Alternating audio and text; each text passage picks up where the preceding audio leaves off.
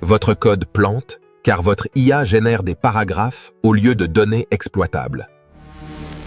Découvrez comment contraindre l'API OpenAI à renvoyer un format strict et déterministe.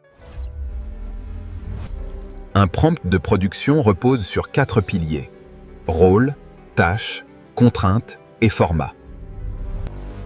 Assez de théorie puis de veille. Ouvrons maintenant Python et construisons ce prompt structuré étape par étape.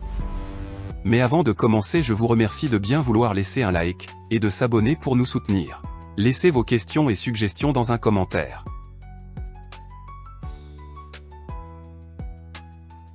Avant de construire notre prompt, nous installons la bibliothèque request avec pip, l'outil qui permettra à Python de dialoguer directement avec l'API d'OpenAI par de simples requêtes HTTP. Ensuite, nous vérifions dans notre script que la variable d'environnement OpenAI API Key existe bien sur la machine. Cette clé authentifie chaque appel réseau. Sans elle, ou mal configurée, l'API rejettera immédiatement la requête avec une erreur d'authentification, avant même d'avoir écrit le moindre prompt.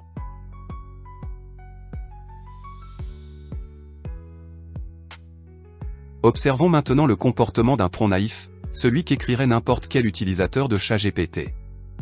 Nous chargeons nos 40 commentaires clients depuis le fichier CSV avec un simple dictreader, puis nous demandons à l'IA de les lire et de nous dire si les clients sont contents, avec un résumé à la fin.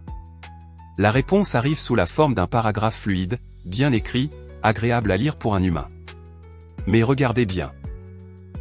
Il n'y a aucune structure exploitable, aucun identifiant, aucun tag, aucune valeur isolée. Ce texte est strictement inexploitable par un programme ou une base de données automatisée, et c'est exactement le problème que nous allons résoudre.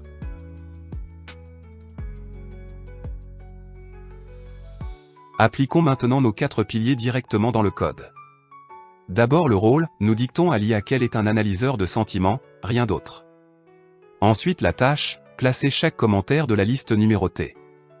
Puis les contraintes, n'inventer aucune information, et n'utiliser que les 3 tags autorisés, positif, négatif ou neutre, sans phrase de commentaire ni résumé. Enfin le format. Un CSV strict à 2 colonnes, identifiant et sentiment, une ligne par commentaire, sans en-tête et sans texte parasite autour. Nous ajoutons aussi le paramètre température à 0 dans l'appel à l'API, cela réduit la part de hasard du modèle, qui privilégie alors la réponse la plus probable plutôt que la plus créative. Lançons le script, et regardons le terminal afficher les 40 lignes du résultat, propre, prévisible, et directement lisible par du code.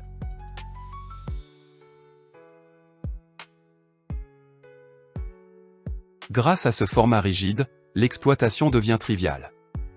Nous relisons la chaîne CSV renvoyée par l'API avec le module standard CSV, puis nous comptons chaque tag avec un objet counté, en 3 lignes de code seulement.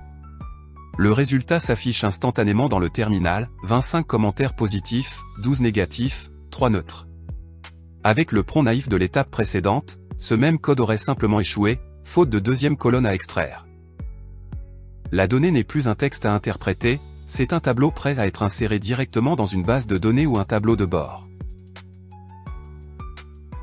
Dans les prochaines vidéos, vous maîtriserez la transformation de texte vague en instructions logicielles déterministes.